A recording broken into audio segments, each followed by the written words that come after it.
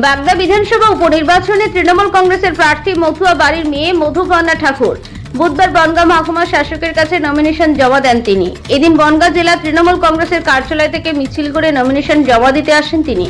মিছিলে ছিলেন জেলা পরিষদের সভাধিপতি নারায়ণ গোস্বামী, জেলা সভাপতি বিশ্বজিৎ দাস, রাজ্যসভা সাংসদ মমতা ঠাকুর, দলীয় নেতাকর্মী সহ মতুয়া ভক্তরা।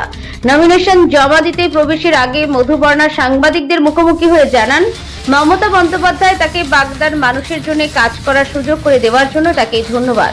এখন আমাদের লক্ষ্য এই কেন্দ্রে মমতা বন্দ্যোপাধ্যায়কে উপহার দেওয়া। তবে বাগদার বিজেপি দ্বন্দ্ব নিয়ে তার কোনো ভ্রুক্ষেপ নেই।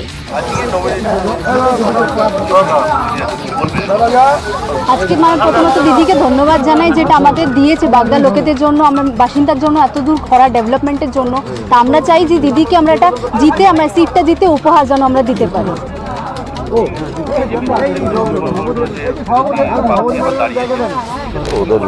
সেটা ওদের ব্যাপার, আমাদের এটা কিছু না। আমাদের এখন টার্গেট মানে বাগদা সিটটা আমাদের জিতে দিদিকে মানুষের কাছে যেয়ে, মানে যেটা মানুষকে ভুল বিজানি হয়েছে ঠিক বুঝিয়ে আমাদের আগে যাওয়ার, আমাকে মেন টার্গেট এখন ওটাই।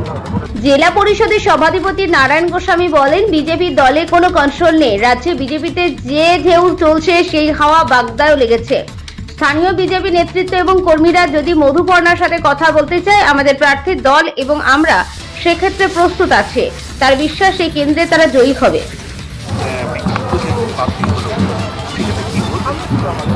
দেখুন, প্রথম মধুপর্ণা এটা বলেছে, এটা বিজেপি নিজস্ব ব্যাপার।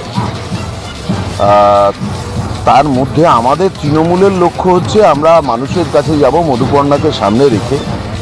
বাগদার এন্টার তৃণমূল কংগ্রেস ইউনাইটেড, মমতা বন্দ্যোপাধ্যায়ের পাঠানো প্রার্থীকে বাগদার মানুষ মন প্রাণ দিয়ে মেনে নিয়েছে। মমতা ঠাকুরেরও কন্যা এবং কপিল কৃষ্ণ ঠাকুরেরও মেয়ে, তাদের একটা রাজনৈতিক পরম্পরা, ইতিহাস আছে এবং বাগদার মানুষ মনে করছে যে এইবারের নির্বাচনে ব্যাপক ভোটে তারা লিড দিয়ে মমতা বন্দ্যোপাধ্যায়কে উপহার দেবে। আর বিজেপি দেখুন, এর তো কোনো মানে ওদের যে পাওয়ার, কেন্দ্রীভূত যে ক্ষমতা, সেটার নিয়ন্ত্রণ করবার মতো নেতৃত্ব নেই। এটাকে যে নিয়ন্ত্রণ করা, আমাদের একটা মমতা বন্দ্যোপাধ্যায় আছে, একটা অভিষেক বন্দ্যোপাধ্যায় আছে। বিজেপির আপনি কার নাম করবেন? রাজ্য পর্যায়ে যেরকম খেউর চলছে, সুকান্তবাবু, শুভেন্দুবাবু, দিলীপবাবু, এ বলে আমায় দেখ, ও বলে আমায় দেখ, সেই ছোঁয়া একই বাগদার মানুষের কাছে এসছে। আমরা সেইটা বাগদার সাধারণ মানুষ যারা বিজেপিতেও ভোট দিয়েছিলেন গত লোকসভায়, তাদের কাছে বলবো, আপনারা নিশ্চয়ই এইটা দেখবার জন্যে আপনারা বিজেপিকে ওখান থেকে জয়যুক্ত করেন। দলের পক্ষ থেকে, বিজেপি দলের পক্ষ থেকে একজন প্রার্থী দেওয়া হয়েছে, কিন্তু তারপরে দেখা গেল গতকাল বাগদার এক অংশের বিজেপি নেতৃত্ব তারা স্থানীয় একজন প্রার্থী হিসাবে নাম ঘোষণা করলেন এবং বিজেপির পতাকা নিয়েই তারা আবার মিছিল করলেন।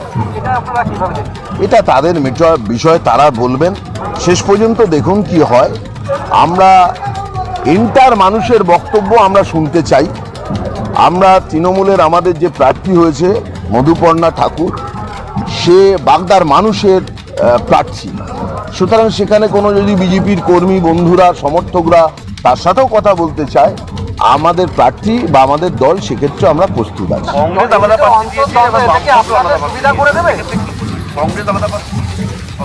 ধরার মধ্যে রাখি না, হিসেবের মধ্যেও রাখি না, বলার মধ্যেও রাখি না। ছেড়ে দিন, 5,000 ভোট কেউ পাবে 3 লাখ ভোটের মধ্যে, এটা কি কোনো একটা বলার বিষয় হলো?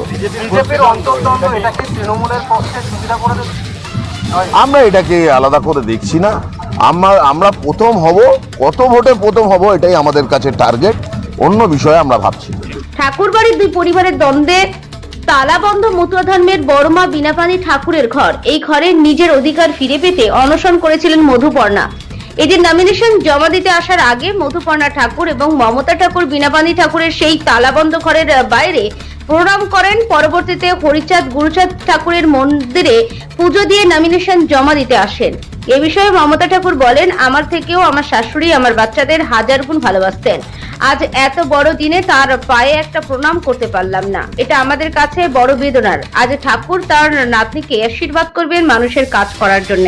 আপনি যখন রাজ্যসভার সাংসদ হলেন, যখন শপথ দিতে যান, দেখা যায় বড় মা তালাবন্ধ ঘরের বাইরে প্রণাম করে চোখের জল নিয়ে শপথ নিতে গিয়েছিলেন। মধুপর্ণা আজকে জীবনে প্রথম ভোটে প্রার্থী হচ্ছে এসে নমিনেশন দেওয়ার ক্ষেত্রে তাকেও দেখা গেল বড় মার বন্ধ ঘরের বাইরে প্রণাম করতে, এটাকে আপনি কি বলবেন? এটা বলার সমগ্র মতো সমাজের কাছে আমি বলছি, জীবনে তো বারবার এই দিন আসে না। এবং ওর ঠাকুরমা, মানে আমি ওর মা হয়ে আমি যতটা ভালো না বাসতাম তার থেকে 1000 গুণ বেশি ভালোবাসতো আমার বাচ্চাদের আমার শাশুড়ি। যে তার পায়ে হাত দিয়ে প্রণাম করতে পারেনি, এটা আমাদের কাছে আজকে একটা বেদনাদায়ক যন্ত্রণা। মানে আজকে তার ঠাকুরমাকে ঘরে তালা বন্ধ, সেখানে সে বাইরে প্রণাম করে আসছে। আমি মনে করি মা যেখানেই থাকুক তাকে আশীর্বাদ করবে তার নাতনিকে, যে মানুষের সেবা করার জন্য। এটা আমাদের কাছে খুব কষ্ট দেয়।